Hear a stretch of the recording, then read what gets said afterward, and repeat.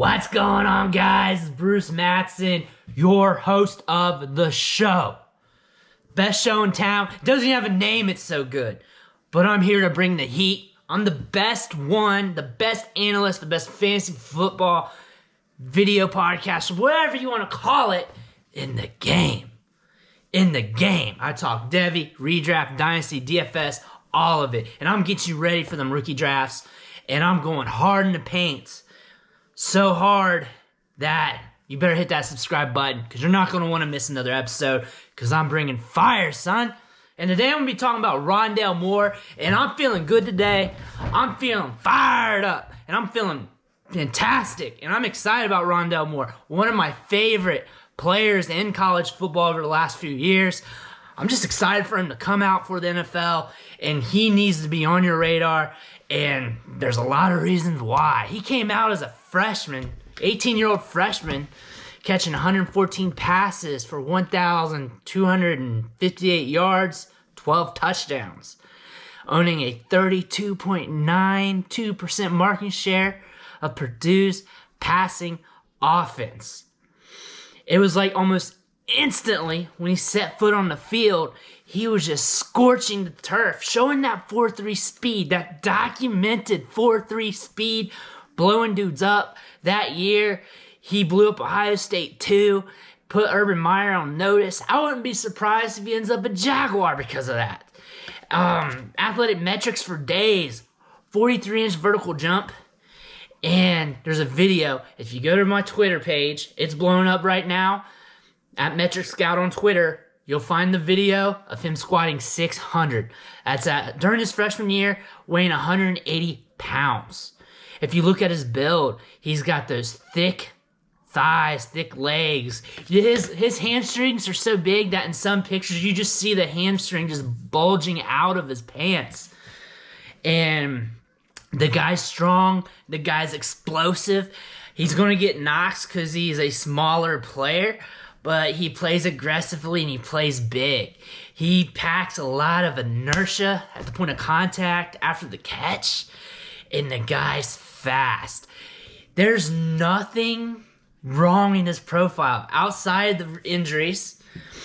We didn't see much of him in 2019 due to the hamstring. We didn't see much of him in 2020. But what we did see in 2020 was immaculate. We didn't really need to see more.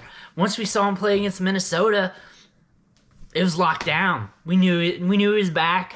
We knew it wasn't over. And this is what we're going to see at the NFL level.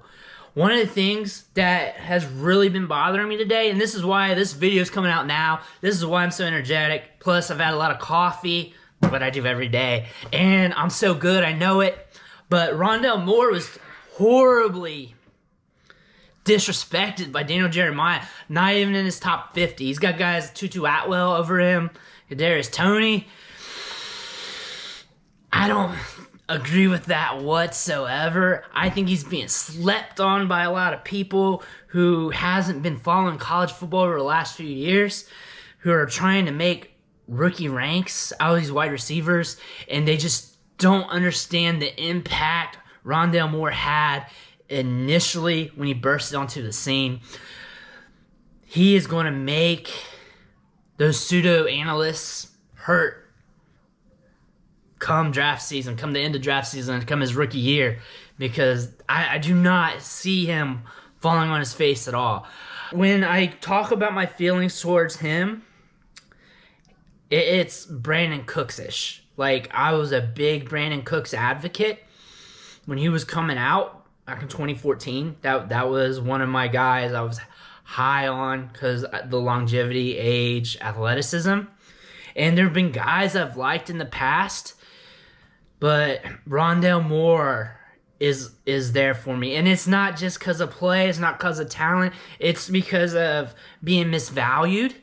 And I like the root for the underdog. I feel like Rondale Moore is an underdog story. First off, he was born premature. He's the youngest of 12 kids. He had to fight for everything. He was an immaculate basketball player coming out of high school, but had to switch over to football because of his size. And just balled out in football. And he almost went to Texas, but That fell through and ended up at Purdue, which was the right spot for him, obviously. And this career he's had, where he's had this big high, these valleys due to injuries, is just something he's going to easily overcome. And the one thing that hurts him due to not being able to be seen on a national stage is not having the combine. But for us that's in the know, we don't need it. He shows it on the field. Just go on YouTube right now. Go to search bar, type Rondale Moore versus, watch all the clips. Just watch the highlights. You'll see. He's thick. He can play in the slot. He can play outside. He can stretch the field. He can play short, intermediate part of the field. He has an immense route running ability. He can sell routes. He has good timing, good footwork. He knows how to work the stem, the release, and there's not really much he can't do. He's nasty after the catch. He even turns into a running back when he has the ball in his hands. He's aggressive. He has that my ball mentality, and he's a five-tool player. The injuries is the main red flag, and then some people want to knock him because of his size. But if you're going to knock him because of the size, you better realize that he has the speed, short area quickness, and burst to create as much or more separation than anybody else in his class. If he didn't get injured in 2019 and let that carry over into his 2020 season, we're talking potential top 10 pick. We're talking a guy who is going to be argued with Ja'Marr Chase. In fact, 2019 after the injury, when Ja'Marr Chase blew up, there were still guys advocating for Rondale Moore over Ja'Marr Chase. That's the kind of impact he had in 2018. We've seen his stock slip, and that's due to recency bias to other players. If you're big on Devonta Smith, then you should be big on Rondale Moore, because Rondale Moore was very, very, very explosive, very productive, very outstanding at a younger age. And it's not because of bad play that this didn't carry over to his sophomore, junior years. He had an injury. And then when he came back on the field, he showed all those skills again. Like, immensely, immediately. You didn't see any flaws in his build either. His legs were built back up. He still had that size. He still had that burst. Still had the speed. If anything, that's a positive. He didn't come back too early and let himself rehab. He's going to be rehabbed and fresh and ready to go for the NFL. And he's very nuanced, very cerebral. You can tell with how he speaks in interviews. You can tell with how he carries himself. You can tell with how he runs his routes that he is a very smart player. You can only see him picking up an NFL offense pretty quickly, or really quick, like he did with football, because he's mainly a basketball guy going through his high school career. He had to switch over. He was so dominant once he broke into the scene in college initially that you knew he was a stud. You knew he was a stud athlete. And there's nothing to not like. And the people who are sleeping on him are sleeping on him because of his size, which you shouldn't do. One, he's thick. He's got a thick build. And, of course, he's a shorter athlete, but he does not win with height. He does not win with jump balls. I'm telling you this with every video here, that wide receivers win in different ways, and you cannot look at how this receiver wins and box that with every other player. You have to look at them in their own separate categories. He wins with speed, quickness, burst, route running, yards after the catch. He has multiple ways that he can win. Just not your traditional 6'5", 6'3", 220-pound wide receiver gets downfield that wins jump balls. Just because he's not doing that doesn't mean he's going to be a good player. He gets targeted in an intermediate on a slant route or running a curl.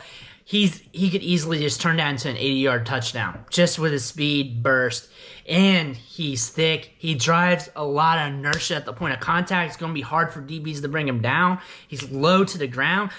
He is very smart with his timing, footwork, sees the open field well. There's not many flaws in his game. If you've not heard of Rondale Moore, or if you've been down on him, I suggest you change your attitude, or at least look into him more. Because I'm telling the truth here. There's no lies. I'm not trying to be overly dramatic. I'm not trying to sell you on him. I don't really think I need to. I think you need to just look at his productions from 2018. I think you need to watch some of the film, and I think you'll be good to go. If this is the content you like, if you like a guy in a backwards hat ranting in front of a camera about a player that hasn't played much since 2018, then I'm your guy. But I'm going to help you in Dynasty Fantasy Football. I'm going to help you out with your redraft leagues. I'm going to help you out and get ready for them rookie drafts here coming up. I'm your guy. Senior Draft Analyst for DynastyLeagueFootball.com, Bruce Mattson. Make sure you hit that subscribe button. Make sure you hit that like, ring that bell, and I'll see you next time.